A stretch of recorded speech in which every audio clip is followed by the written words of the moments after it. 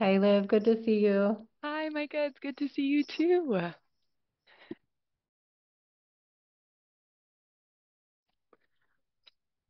Well, hello, everyone, and welcome. Today, we are having a Spotlight Series sample class with our Nature-Based Transpersonal Counseling concentration, and our class is titled Centering Healing in its Rightful Place. My name is Liv Phipps. I'm a graduate admissions counselor here, and I work with the Nature-Based Transpersonal Counseling concentration. So, as we're settling into this space together and welcoming our time together, I would love to know who's joining us here today. You're welcome, and I invite you to type into the chat perhaps what your name is, where you're zooming in from, and maybe something that you're enjoying about this spring season. Here in Boulder, we're experiencing both snow and beautiful days of sunshine. So, we do get 300 days of sunshine a year here. It's my fun fact. Before we dive into our sample class, I do want to share a little bit of information about Naropa. Naropa was founded in 1974 by Chogyam Trungpa Rinpoche, and we are the first accredited university to bring contemplative education to the West. Mindfulness practice is at the center of everything that we do. And that being said, I would love to introduce you to what we call the Naropa bow. Now, everyone does the bow a little bit differently, but in essence, it's an opportunity to come into the space that we're sharing together, to engage in the present moment, and to honor each other on our journeys. So you're invited to participate in the bow, and for our time together this morning, we'll begin the bow either by closing our eyes or finding a soft gaze in front of us. I'm going to take a deep breath in and just notice the things that are happening around me. Maybe what I'm smelling, hearing.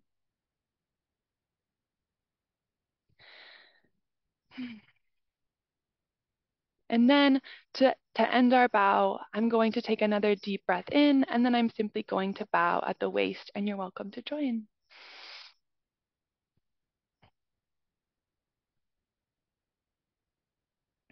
Hmm. Thank you all very much for that. It is now my great joy to introduce you to Mica Graves. Mica is a graduate of Naropa's Transpersonal Wilderness Therapy Program, and she is the chair of the Nature-Based Transpersonal Counseling concentration in our Master's of Clinical Mental Health Counseling degree. Having grown up working on a farm, Mica finds nothing more energizing than bringing groups of people together in nature. Mica is a licensed professional counselor, and she specializes in equine-assisted counseling. Mica, thank you for being here today, and I turn it over to you. Thank you so much, Liv. I'm excited to be here with folks, and thank you for starting with the Naropa Bow. And that's where I'm going to start speaking today. And I know we have a small group today. I know we're recording for others as well. Feel free to turn on your cameras. I love to see faces, and if you also prefer not to, that's okay too. But we will be doing some sharing and doing some smaller breakout groups as well.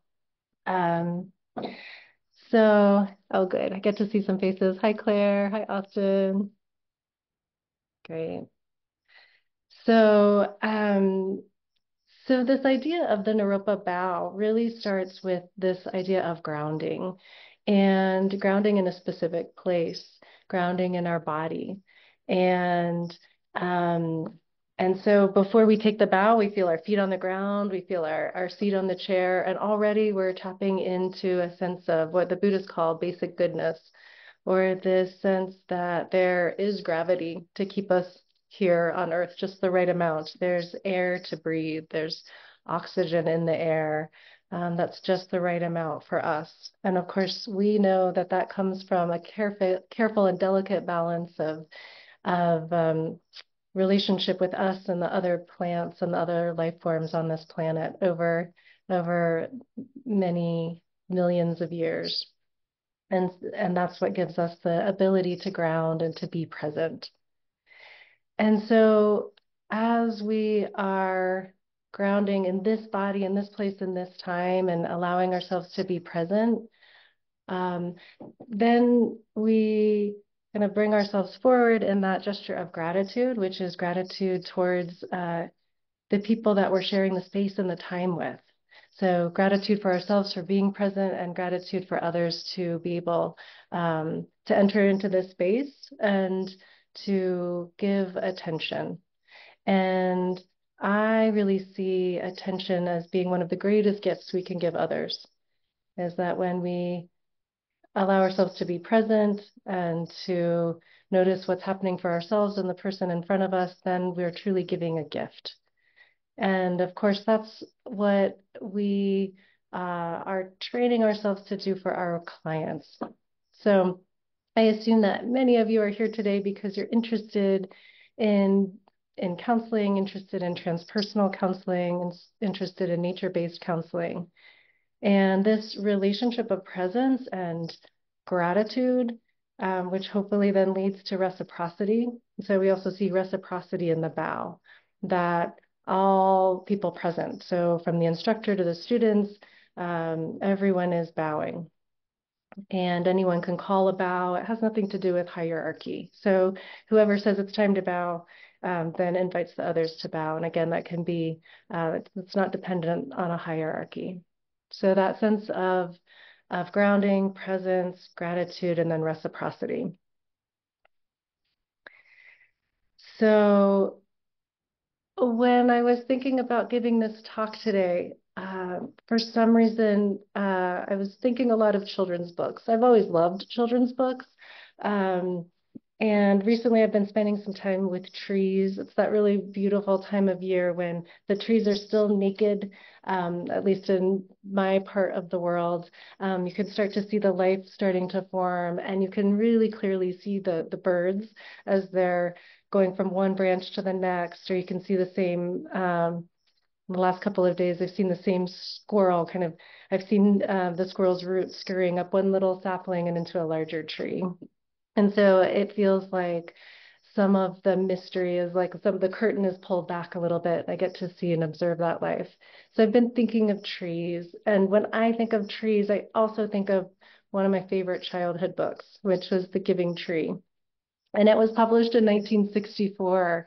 I was surprised to learn it's one of the most divisive books out there. And I don't know if folks have read it. If you have, you can raise your hand on your emoji.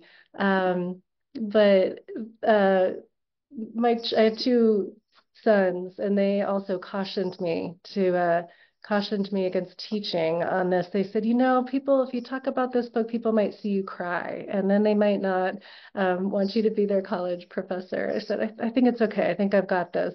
But there, I can't guarantee there won't be tears involved because it is a book that's near and dear to my heart. And The Giving Tree is a really simple book. It's got some black and white illustrations, and it tells the story of a boy who goes out into the forest, and he befriends a tree, and he loves the tree.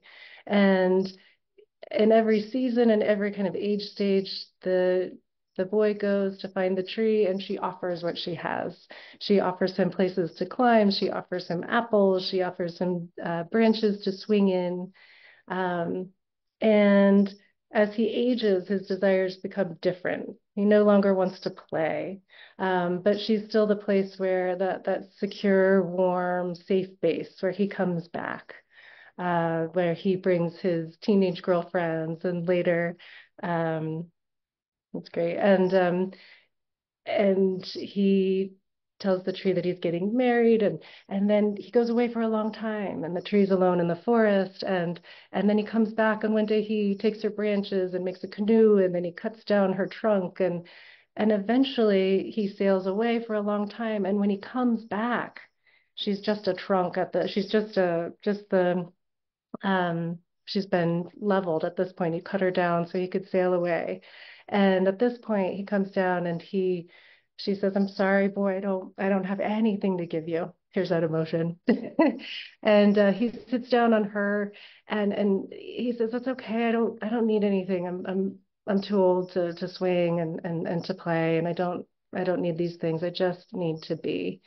And so she kind of straightens up, and she gives him a stool to sit on. And um, I love bringing this book up in terms of ethics because there is so much that we can look at there. But when I think of this story and the love and the presence of that tree, it is very indicative of nature and our relationship with nature and the ways where we go, where as humanity and as individuals, we've gone to nature for for all of our resources, for all of our needs. And in the book, the tree is happy. I don't know if nature is happy, but I know nature um, loves us, right? And keeps giving these resources to us. And and even as the resources are given, keeps giving the presence. And that ultimately that's what the boy finds is and remembers is the presence with the tree. And arguably in that moment, that's the first time that there's reciprocity in that relationship when they're actually both together, um, both kind of getting the same thing in that relationship. And so for me, there's always that healing in the end. Um, so when I think about this story, it has a lot of implications for what we're doing with ecopsychology. Yeah, it's very layered, lots of things to unpack and lots of conversations to be had around it. Um, but yeah, I'm curious. I'd love if people are feeling willing to pop in and say, so Marissa, I hear you saying it's so layered. And Lauren, I know you're familiar with this tree and you've read it to your daughters.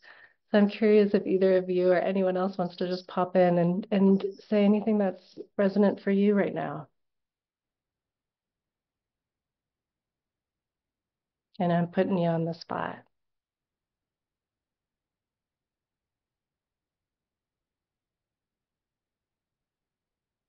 Yeah.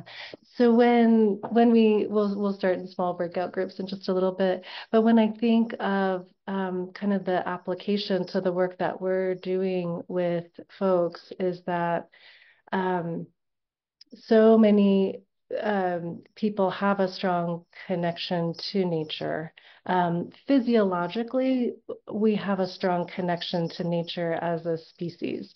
It's also important to talk about ways where people have been harmed on the land and ways where that relationship has been broken or has not been developed. But if we think, even evolutionarily speaking, of the ways that humans evolved over hundreds of thousands of years and close connection to land and close connection to place and to nature, it makes sense that we are in some ways deeply connected to nature. And that so much of our sense of safety actually comes from awareness in the present moment. And research is showing this, that when we are in nature, that there's often a reduction in stress and blood pressure, and that it's a place where the body tends to relax. Now, of course, there can be other experiences or things layered on top where that's not the case, but often it's a place where people can seek grounding, can seek resourcing, just as the boy did in the book. And much of that has to do because we've evolved to be in that kind of environment. And so research shows that, for instance, we're more triggered, there's more stress from hearing traffic noise, and there's more calming that happens in our nervous system when we hear birds or running water or gentle breeze. And again, that really makes sense given our experience. And um, so not only in our capitalist society do we go towards nature for resource, and of course, even earlier we went to nature for resource, but um, but also we go there for a sense of calming and for peace. It's a place where just physically, when we think of grounding, when we ground, we're grounding in partnership with gravity. We're actually telling our body we're right side up, and that gives a sense of grounding to the body. When we orient, when we can turn our heads and look and see that we're actually not being chased by a tiger, that the stress is actually in our minds and not here in the physical space around us, there's also a sense of relaxation that can happen. And of course, any stories that we tell us or any past experiences we've had in nature can play into that and really impact how safe that we feel there. but there is the possibility for that. And there is a draw to that for many of us. And so when we think about healing in nature, we're thinking about drawing from this resource, really from this well that has been here for a very long time. And when so let's just talk about from a larger perspective. I see many of you are here because you're thinking about counseling, you're thinking about maybe nature-based counseling, you're thinking about maybe transpersonal counseling, maybe you're looking at different concentrations at Naropa. So let's just talk a little bit about that transpersonal lens that all of the concentrations here at Naropa bring to the healing perspective. And so what transpersonal says is that we are connected to something bigger. We are something greater than the sum of our individual parts. And it is this connection actually that we draw from, that we yield into, we rest into when we approach healing with our clients. And it's really a wonderful thing because healing is hard. Counseling can be hard. When we agree to meet people and learn about the hardest times in their lives, moments of trauma, moments of disconnection, moments of loss, grief, disappointment, transition, these are hard things. And we won't have all of the answers to them. And yet, when we look around us in the world, there is support, there are stories, there are metaphors, there are ways for people to creatively work with the things that are challenging inside of themselves. And there are ways for people to do that in a place where there's resource.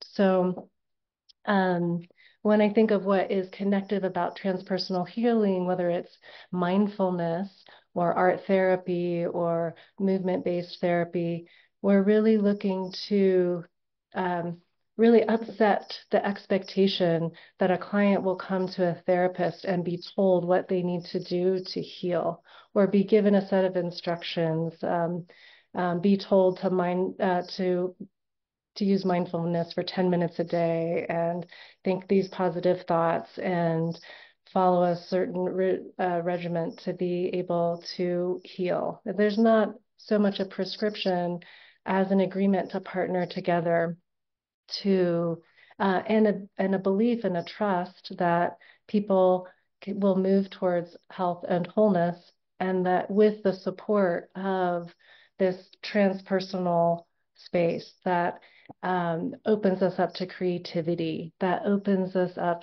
to ancient stories and metaphors um, about how humans have worked with suffering for thousands of years, how they've worked with transition and loss and these really natural occurrences. So, so when I think of counseling and why transpersonal counseling is such a wonderful thing, and for me specifically, nature-based counseling, it's the support that I get as an individual to really know that I can be grounded and open to meeting people in really challenging spaces,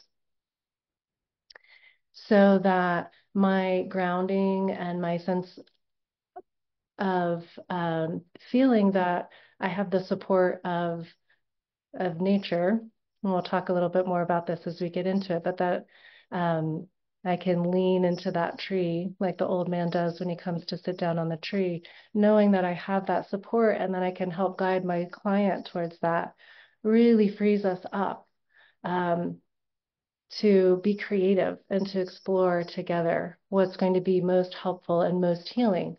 And then we're free to draw on all of the really helpful theories from counseling and psychology and all of the self-help techniques.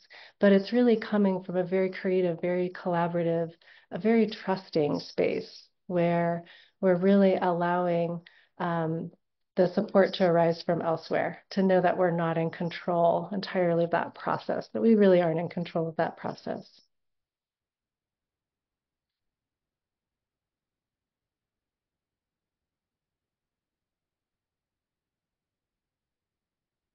So another concept that the Giving Tree really talks about is the sense of attachment. So let's talk a little bit about what attachment is. So So one of the really unique and amazing things about human beings is that we have these really big brains. Because we have these really big brains, there's a really interesting thing that happened evolutionarily speaking, is that we are reliant on our caregivers for the first year and a half of our lives. So because humans develop such a large brain, humans had to start walking upright to have a big enough pelvis to be able to carry babies. They had to really be born before they were ready to be born. So really, when babies are born, they're too fragile and they're reliant upon their caregivers completely for their survival. So a horse or a baby foal or a calf can stand up within an hour and stand up on their legs and nurse from their mother. Within 24 hours, they can run. They're really tiny little bodies on spindly long legs, and they can keep up with a full-grown horse enough to run away from danger within 24 hours. Human beings will take 12 to 18 more months just to be able to dawdle along a few feet, certainly not be fast enough to avoid a predator. And yes, it's amazing that we've survived at all. And really, the ways that we've survived is because of our ability to attach and what attachment is it's the mutual feeling. It's the back and forth feeling between the child and the caregiver. And that can be a mother, that can be a father. In many communities, it's been a large community. There are certain societies where children have been raised with really not knowing the difference between mothers and aunties and fathers and uncles, but it's really feeling that sense of a desire to be close, a need to be close, and then to have all of the ways of communicating those needs. So to have crying to indicate when someone gets too far away, and then to have the smiling and the gurgling and the cuteness that pulls people closer and tells them, yes, this is what I want. And then the way the babies can relax when they get the warmth and the comforting and the food and the care that they need, and that they relax and yield into the caregiver. So that is attachment, and is that these relationships and the behaviors within the relationship that guarantee that people will remain close enough to their young ones in order to guarantee the survival of the species. And just as I say that, I'm thinking of mothers now who go back to work after 1 week after birth, to go back to keep their jobs. So the way that in our society, we don't always prioritize attachment. And thus, that's a lot of the work that we're doing as counselors is helping people repair some of these attachments that either weren't able to be formed or were damaged through trauma or through so neglect or abuse, those kinds of things. So it's a lot of the work that we do. But I like to widen this to think of what the caregiver becomes is that secure base. And so the child over time knows that the caregiver is that the place where they can come back to for safety, for protection, for food, for warmth. And over time, they're able to go further away and then come back, and then go further, a little bit further away, and then come back. And they're always testing that. And researchers have, over many, many decades, been able to identify really basic patterns where children respond around the world with certain styles of of reacting to separation and reconnection with the caregiver. And they have labeled secure patterns of attachment and insecure patterns of attachment. And so secure attachment patterns really, again, is a sense of trust on both sides, where the child can go and then come back and be have trust that their needs will be met enough for their survival and for their safety and for that connection to really thrive. And when that doesn't happen, when the caregiver is not present enough or not reliable enough, and this is often not due to fault of the parent or the child, but when that happens, then insecurity can happen. And again, that's a lot of what we work with as in our therapeutic work is helping people find their secure base if it hasn't been developed, or helping people reconnect with that sense of security. So something that's interesting about when we think about attachment is that in our society, we often think that value securely attached and very independent. So independence is important, that ability to be able to be separate. And I've heard it talked about that in indigenous societies, that a rite of passage, which most land-based societies, so no matter what culture you and your ancestors hail from, often there was some sort of rite of passage to mark, to be a demarcation from when you were reliant upon society for your survival, versus the rite of passage was really to demarcate that moment when you had acquired enough skills to guarantee your own survival, even if for only 3 days' time.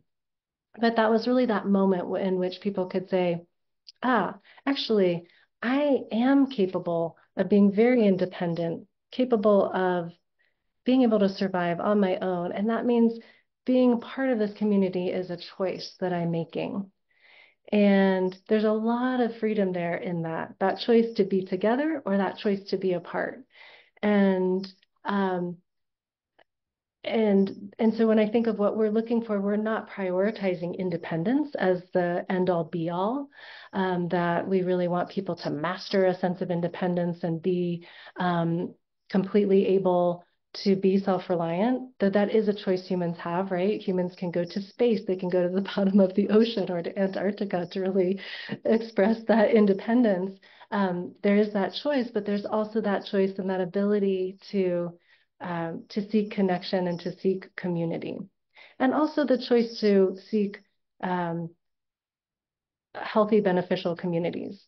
That when we think of attachment, we're also not saying that connection trumps everything else and is the most important thing, but that in the therapeutic relationship, we're helping people build both their ability to connect and to assess, is this a healthy, is this a good, is this a positive relationship, and an ability to step away if that needs to happen and to take agency in their own lives. So really working with this idea that of freedom and connection and dependence and interdependence. And so getting back to the earth and our story of the giving tree, a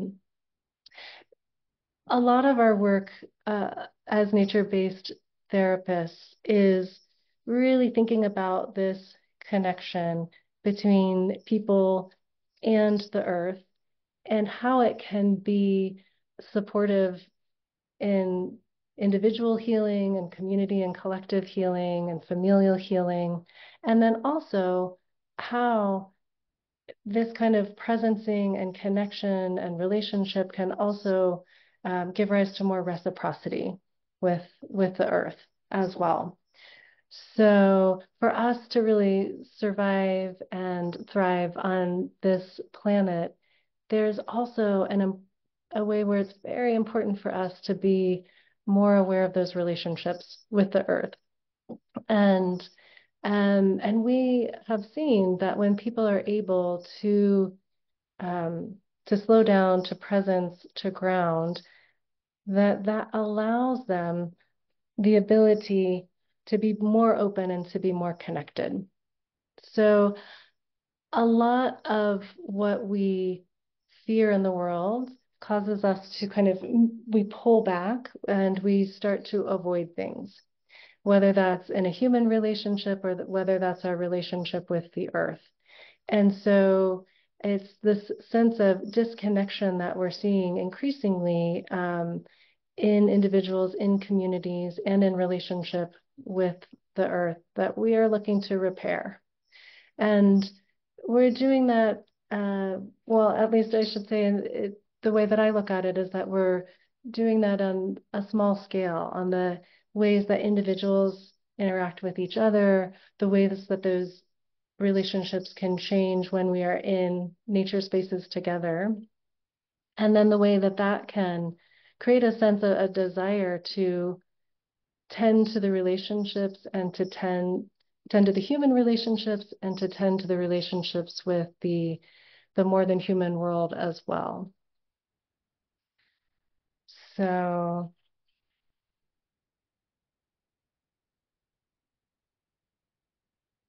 I'm going to take just a moment to see if there are any questions, any comments that folks have, either that you'd like to put in the chat or that you're also welcome to unmute yourself and pop on as well.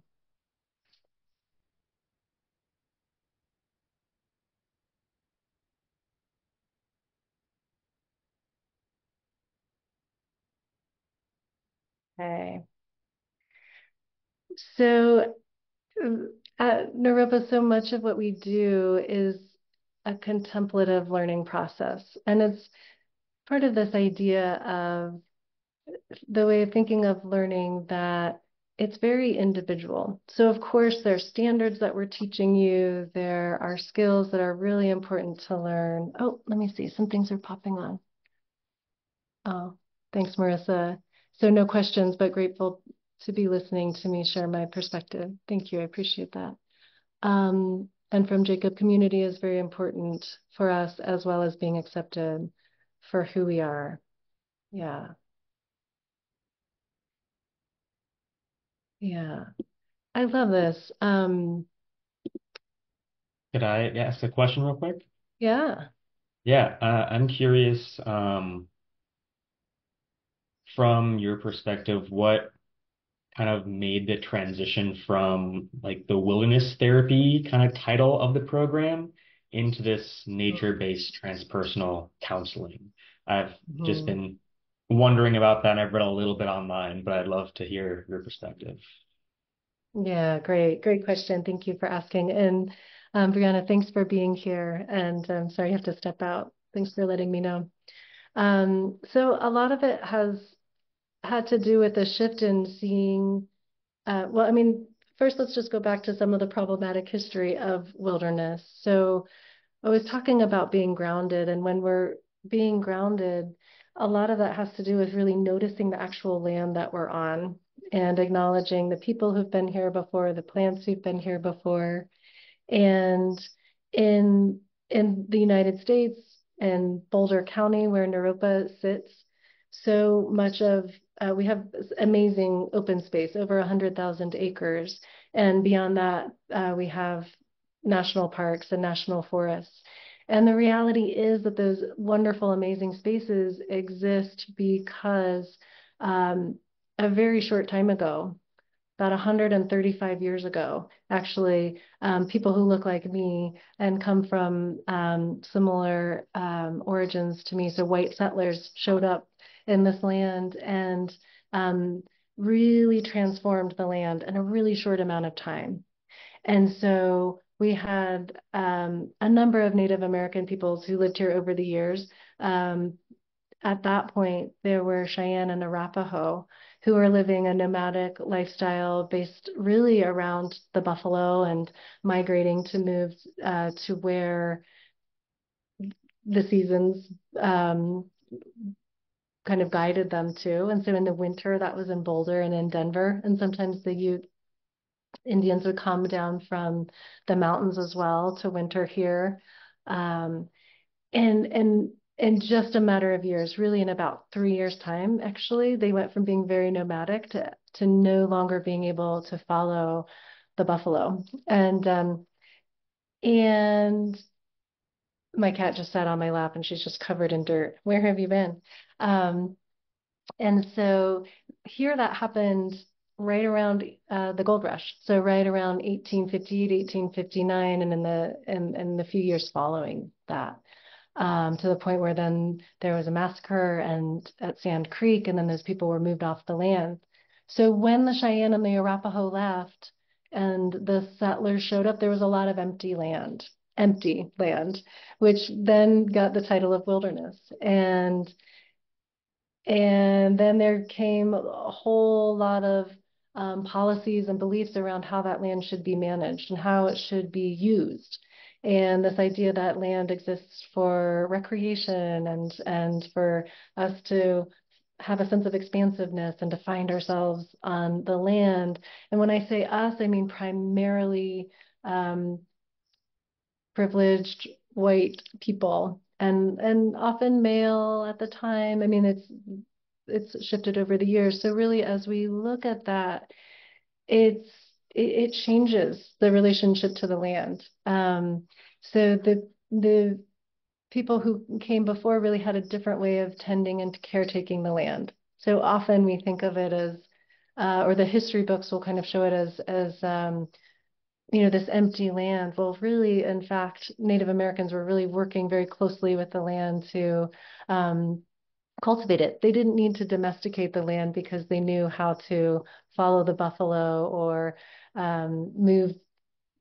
use fire or things like that to gently shape the land in different ways. And they avoided a lot of the diseases and things like that that my ancestors were experiencing in Europe at similar times. So grounded in that, then it's really led us to be thinking about today, it's easier for people of a higher economic class to get out to the wilderness. Um, and there's still a sense where that land is set aside, not for sacred use, not for medicinal, the harvesting of medicinal plants, but really for this idea of recreation. And so we still draw from that. I'm going to be honest in the sense that many of us have really transformative peak experiences away from the trappings of civilization.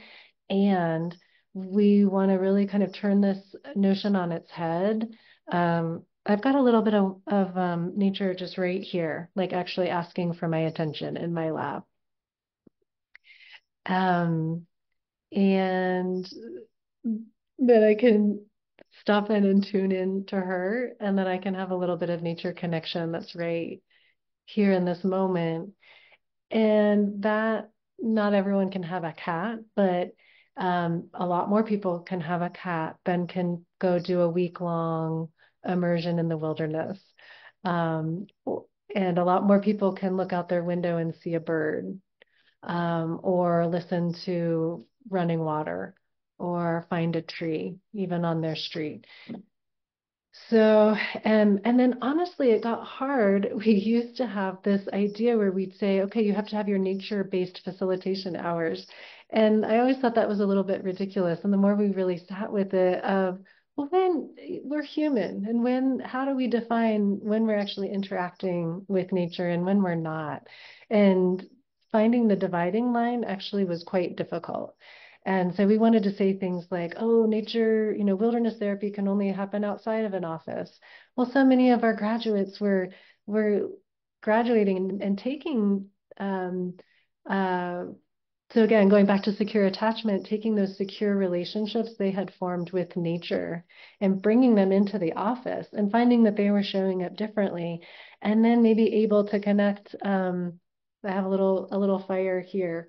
They may be able to connect with fire in their office, or a plant, or a cat.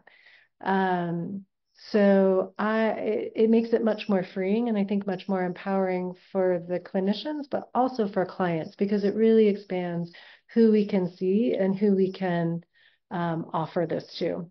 And so we might be working in a city, finding a plant that's growing up in a crack in the concrete, or we might be helping support groups that are working in food deserts and working on the injustice of access to fresh food and looking at ways to grow plants, or helping reconnect people to medicinal plants that maybe their grandparents used and they've maybe lost connection with that, and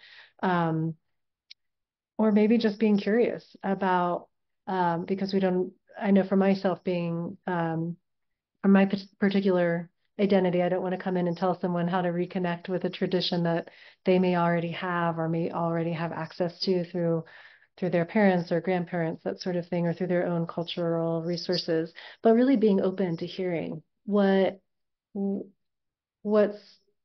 nature connection for each person, for each client.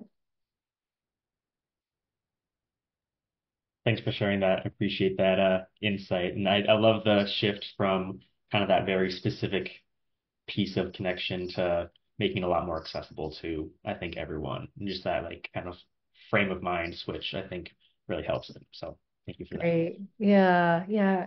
It's interesting because there's the formation of the therapist, and there is something about some of those peak experiences that we're still playing with of what are the really transformational experiences that are important. Because I know for myself that when I spend an hour in nature, I feel different. When I spend a day in nature, I feel different. I think there's even research showing that there's a 3-day effect. And then I know when I spend a week in nature, like I come back and I feel it in my bones for a couple of weeks. Um, and then I can tap back into that over time. But there is something that is really wonderful if we can allow ourselves to have those experiences, if we have the privilege of it, really, to be able to build on them. So Marissa's saying, thank you for sharing the heart-aching history, and it's beautiful to expand the definition to allow for more integration of and accessibility to nature. Exactly. Um, well, so I'm curious for folks. Let me check and see how many people we have. Okay. All right.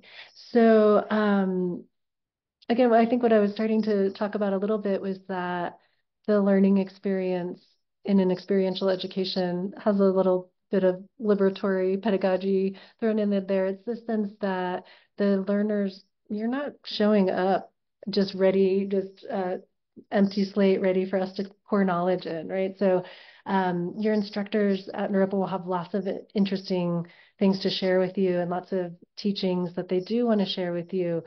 But the richness really comes in the dialogue and in the experiential exercises and in your practice, whether with fellow students or out in practicum or internship. And it's so fun to think about how unique the experience is. And when you talk to, if you ever get a chance to chat at some point with a therapist, I bet you could ask each one, like, hey, who was your first client that really impacted you?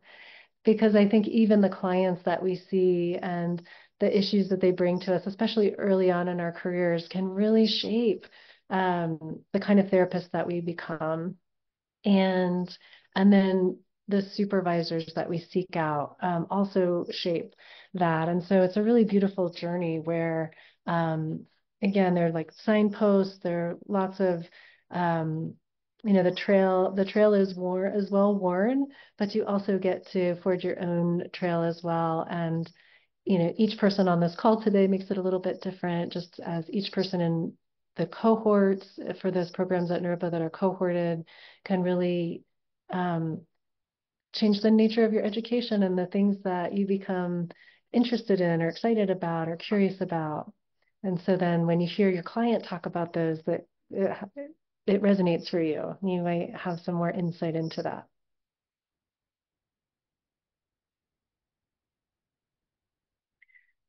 So, I'd like for everybody just to have a little bit of a chance to um, thinking about the thing. So I'm going to create just a little bit of an experiential exercise, and then we'll see how we want to bring that back. Okay, so we're going to take the next. I'll set it up a little bit, and then I'm going to give you 5 minutes to work with something, and then we'll bring it back and share just a little bit here. So what I'd like you to do is to ask yourself a question. So maybe there's something that you're curious about. Maybe there's something that you'd like to know. So I'd like for everybody just to have a little bit of an experiential exercise, and then we'll see how we want to bring that back. Okay, so we're going to take the next. I'll set it up a little bit, and then I'm going to give you 5 minutes to work with something, and then we'll bring it back and share just a little bit here. So Maybe it's just something, maybe you're just even curious about a sensation in your body or a feeling that you're having. So give yourself a moment to sit and to be with what's present for you.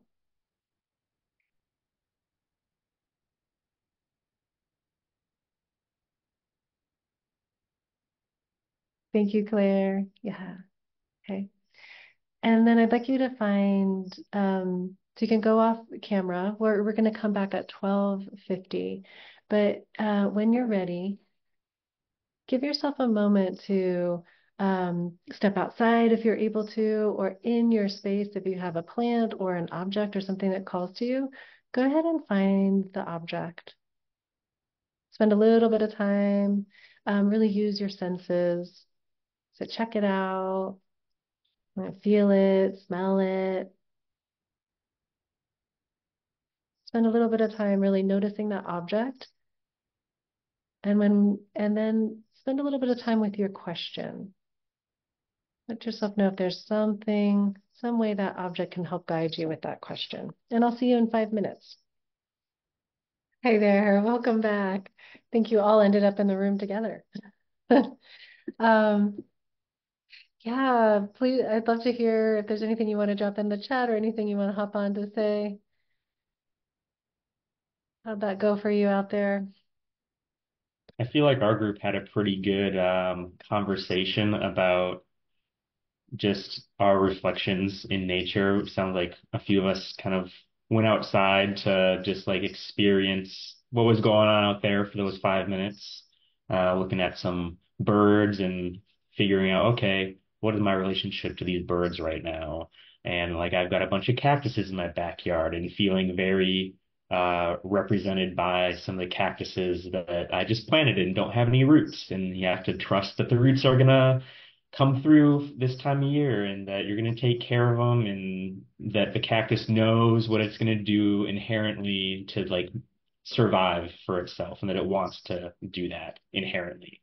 So yeah, we just had some good conversations around how good of metaphors nature provides for us in our lives. That's great. Thank you.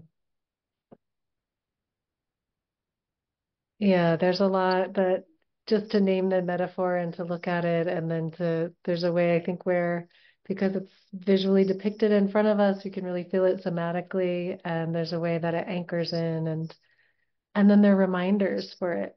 I was just working with a client um, recently, and she was drawn to a particular yellow flower, and we went for a walk, and it just started showing up everywhere.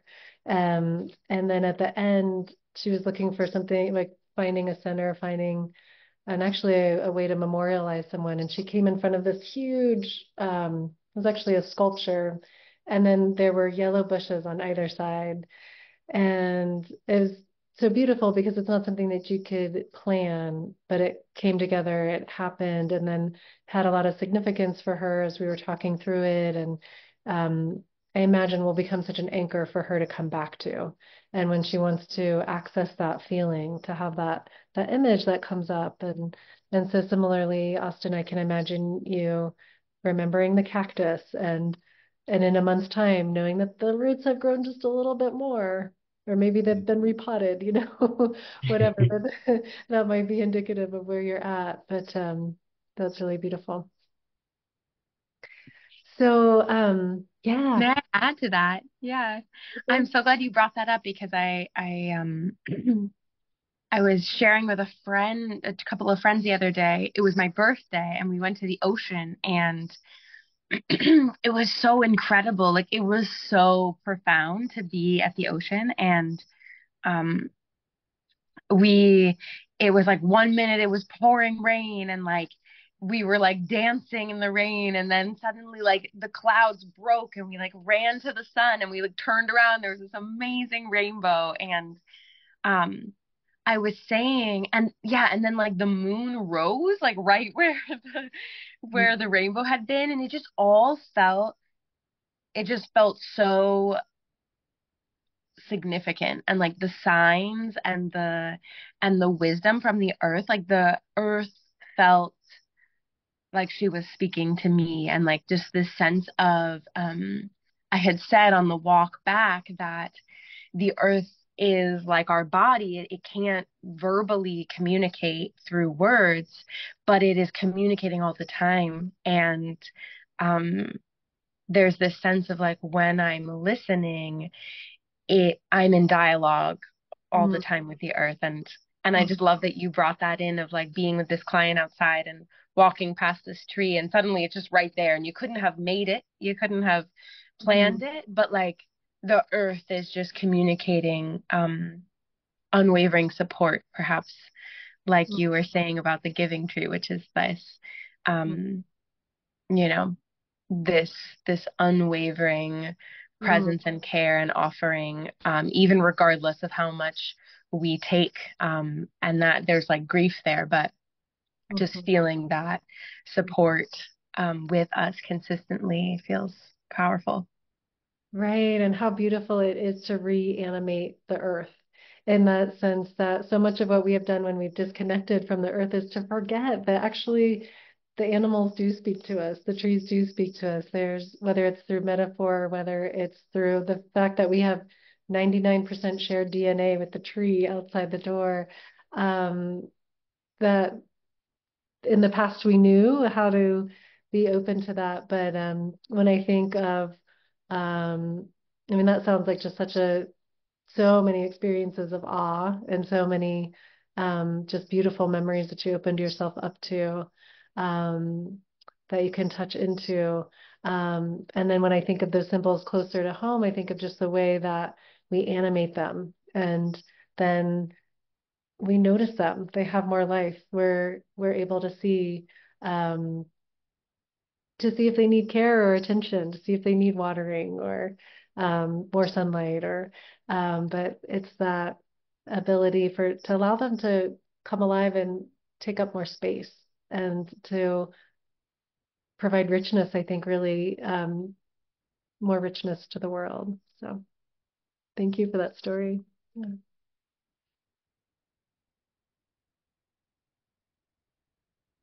So I'd love to hear if there are any other reflections or if there are any other questions out there. I'm really open to answering um, anything about the talk we've had today or more general questions about Naropa or about this program.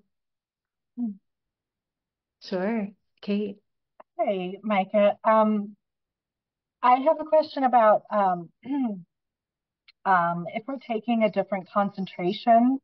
I just went through the like orientation meeting that they had online recently, and was told you can't really take many classes outside your concentration. It's not like there's a place to take a lot of electives and you can just choose out of all the concentrations, which is sort of what I was hoping because I'd love to take this as my concentration, but I'm doing low residency. Uh-huh. And I wonder if is there any class in this concentration that could be taken by another concentration? That's such a great question. I mean, really, I think we want to move towards offering a certificate or something that where you could add on. And I'm so sorry you can't join us. The way we have it set up is through cohorts, and so it does make it more challenging. We do have so that's a good question. Okay, I can't, nothing's coming to mind right now, but I do like the encouragement to put together a summer program or an offering because especially as we are part of the process of changing the name is saying it doesn't we don't need to have the wilderness components to bring in the richness of the program. And so I think that's helping us move more towards being able to offer a certificate in addition to this or just or courses here and there. Um, and I will certainly be taking that into account. So thanks for the question. Which concentration will you be at? Oh, so okay, yeah, remote, the hybrid. Um, Austin, I'm curious if you are excited by the name change or if it's something that gave you pause. I think the name of wilderness therapy was what initially drew me in because I previously worked for a wilderness therapy company, and I thought that like I wanted to dive deeper into it. And so that's kind of what initially attracted me to the program a couple of years ago when I first was looking for it. But I think just with the culture that is around wilderness therapy and like the entire troubled teens industry at this point, I think a rebranding of it was probably a smart idea. And also this like wider scope of what it means to engage with nature.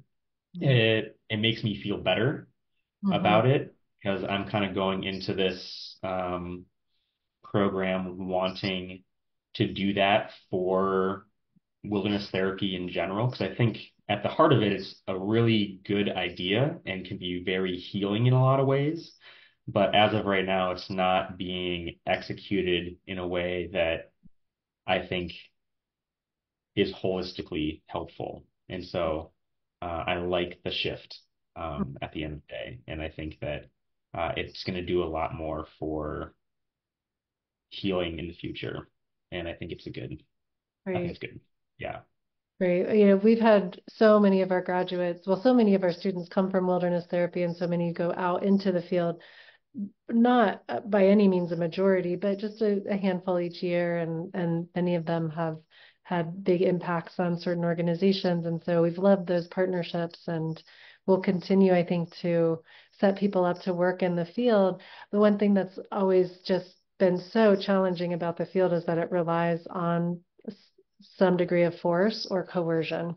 The troubled Mhm. teen industry does. And that's a real challenge when you're working with teens who may be putting themselves in danger and may have kind of impulsive behavior that parents really want to protect them against. And, so we've seen teens come out of the program who had a wonderful experience, but also had a traumatic experience in the way that the transition happened. And the industry hasn't really figured out how to um, not have that kind of coercion involved. And I think it really needs to figure that part out. And um, so I'm hoping that that will happen because I agree that some of the awe-inspiring experiences, some of people just figuring out how resilient they are, what they can actually do for themselves can be so empowering. And the kinds of relationships that can form when people aren't distracted by cell phones and technology and other addictive things. Um, and just that day in, day out connection to nature and even the physical discomfort that then can let people learn that, oh, I can also tolerate this emotional discomfort, can just be so healing. And so I agree with you and hope that there is a new just new creative things on the horizon because I do think it's needed, that kind of healing in nature. Yeah, I think that what I'm most excited for in this program is to dive deeper into like the mental health counseling because that wasn't something that I really had training on in my position there. And I think that had I been practiced in a lot of these techniques and had a wider or a bigger toolbox to pull from, I think you know, there could have been a lot more to do with that. And I'm just really excited to hear from both all the instructors and teachers there, as well as other people in the program, just like where they're coming from and just be able to pull from all their experiences. So I'm very Right. excited. Yeah, great. I do think a lot of people can feel under-resourced out there doing some really important and hard work. So, great. Well, I want to leave space if there's another question, and otherwise we will take a moment and bow out.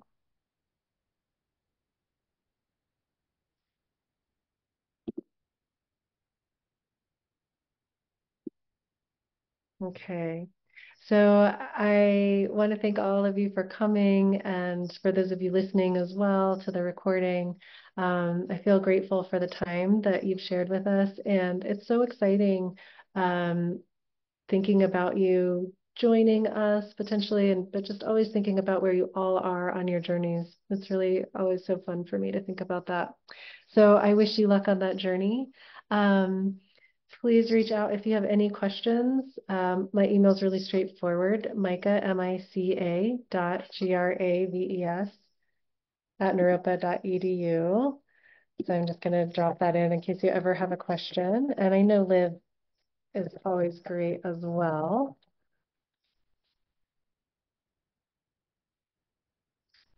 Okay. So before we bow, again, just take that moment for grounding. That helps to press your feet into the ground or press your hands onto your thighs just to feel that connection.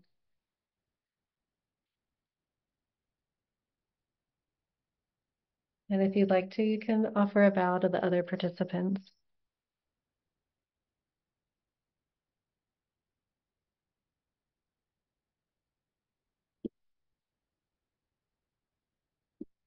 Okay, have a wonderful day.